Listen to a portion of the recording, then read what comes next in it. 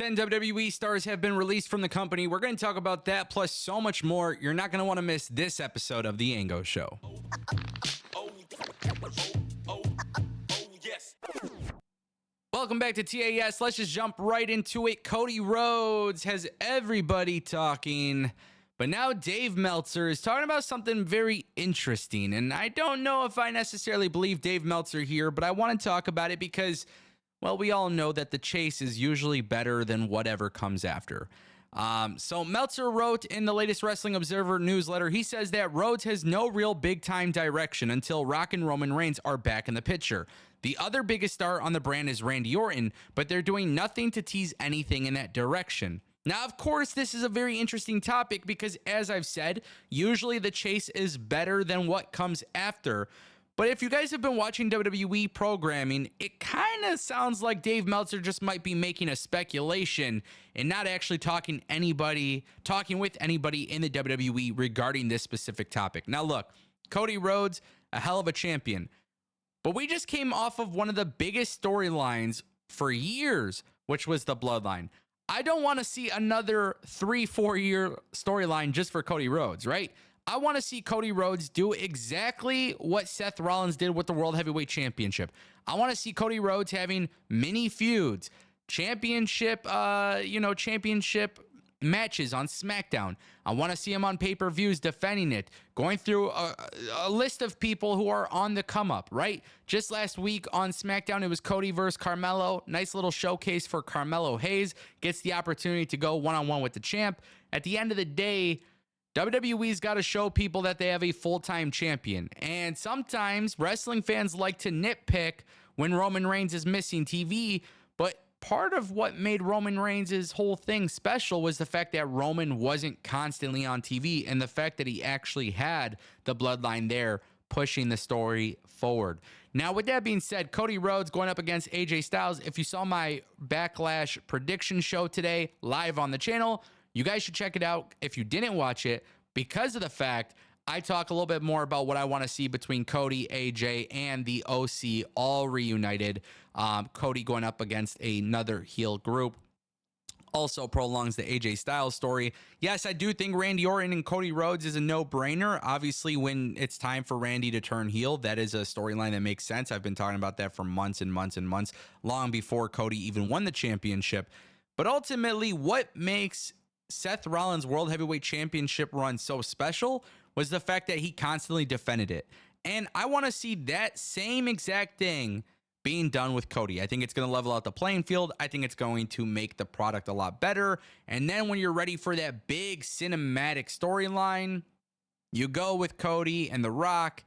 And obviously, we'll see how everything happens with the Bloodline. I have a feeling that's not necessarily done with. I want to turn our attention to Joe Gacy because he is expected to get a call up. I'm super excited about this. PW Insider has reported that Joe Gacy will be headed to the main roster very soon, as he was spotted at the WWE headquarters earlier this week. They were told that this was in relation to the call-up. Now, keep in mind, obviously, on this channel for a very long time, I have been talking about Joe Gacy being part of the Wyatt Six faction.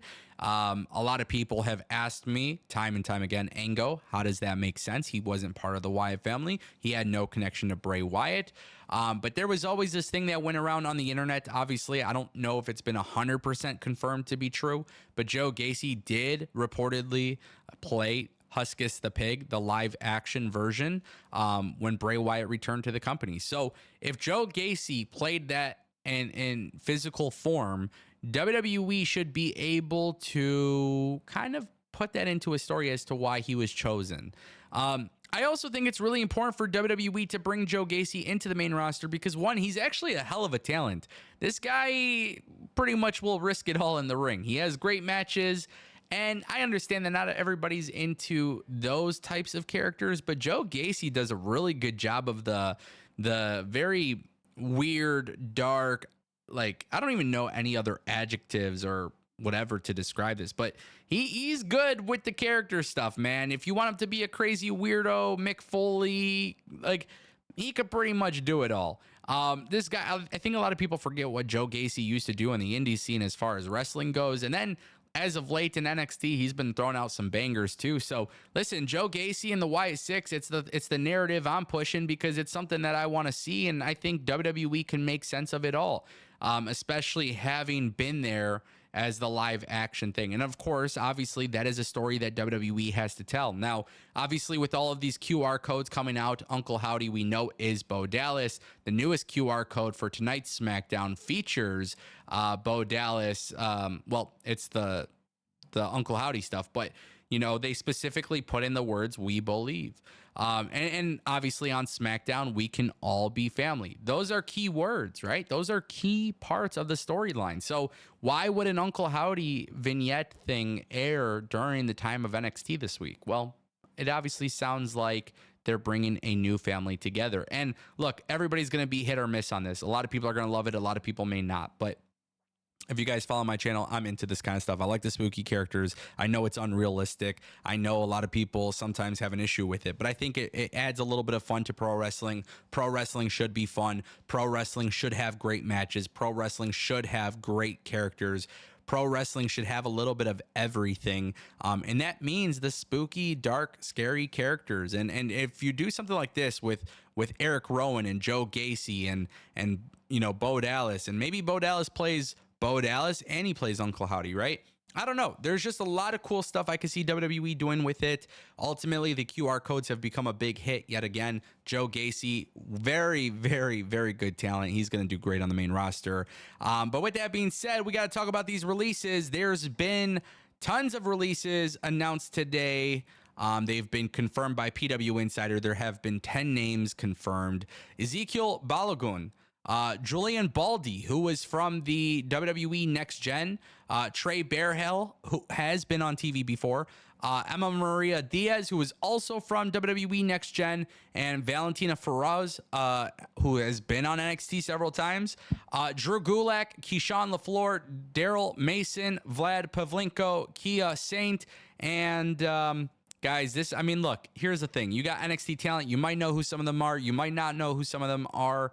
But WWE has made the decision to cut 10 people. Now, the thing that a lot of people seem to forget when we talk about releases, especially when they happen in NXT, especially these NIL types of athletes coming in, or people like WWE Next Gen, WWE has a pretty stern rule about getting improved. And if you're not improved in X amount of time, you're on the chopping block. When I watched WWE Next Gen, I looked at that as a pivotal moment for WWE to produce content. I did not look at it from the perspective that WWE was truly going to find someone on that show and actually turn them into a success story. I don't. When I look at Tough Enough, I don't think the same way either. So some of these names, I'm not necessarily shocked. And obviously, it's kind of a disappointment because I want to see people actually go out there and do their thing and get an opportunity. It is a little bit different when you're at the Performance Center versus main roster. But the way I look at it is this. If you want to be successful in wrestling and you have been released by WWE, if your name is on this list and you have been released, if you truly love professional wrestling, show WWE what you can do. I never liked the idea of WWE releasing talent or AEW releasing talent. You guys know this if you watch my channel. I get it. Business is business. But I look at this as an opportunity for a chance at growth and improvement. So anytime somebody loses their job, it obviously sucks. There's no way to make it sound positive. Thankfully, the wrestling industry is healthy, and thankfully, the wrestling industry has gotten to a point where people have left the WWE and gone on to have really successful careers outside of it. And there's people who have never stepped foot in the WWE and have been relatively successful as well. So the cool thing is we're at that point where a lot of these younger people, they have that opportunity. Now with Drew Gulak and his situation, it is quite confusing. I know Ronda Rousey made some comments about Drew Gulak based on a backstage incident. I know Drew Gulak put out a statement on it. Drew Gulak was removed from the Orlando Combat Club. Obviously, that's just a joke. That Orlando Combat Club thing is just, I like it, but yeah, obviously they're not really called Orlando Combat Club. But he hasn't been on TV since. We'll see what happens. Obviously, it's 10 names gone from WWE. It doesn't look like WWE is going to slow down either. There's rumors that maybe more could be coming. Obviously, I'll keep you guys updated. Ladies and gentlemen, that is the Ango Show.